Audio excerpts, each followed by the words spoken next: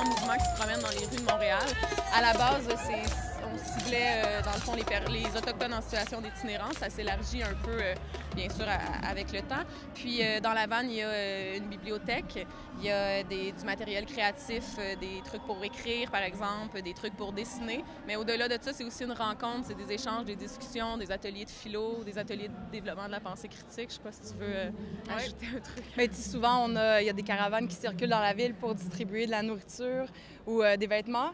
Puis là, nous, on dit, bien, on va venir combler un autre besoin qui est celui de réfléchir ensemble, d'être reconnu comme un être pensant et de laisser libre cours à sa créativité. Donc, c'est un peu la nourriture pour l'âme. À nos différents arrêts, on demandait aux gens, c'est quoi les valeurs? Qu'est-ce qu'un bon citoyen ou qu'est-ce qu'un bon humain?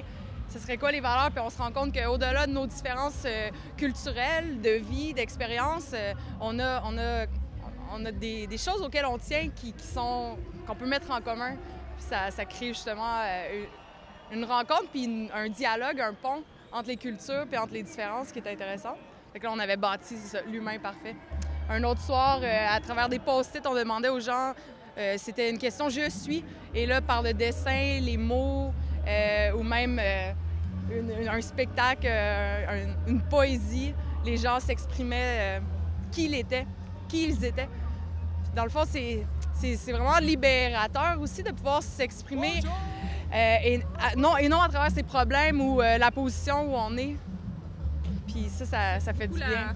La réflexion par la créativité aussi. Des fois, ça va être simplement d'avoir un cadavre exquis qui va se promener de notre premier arrêt au dernier arrêt qu'on va faire dans la soirée pour construire finalement une histoire d'un stop à l'autre. Ça va être des fois un cadavre exquis sous forme de dessin.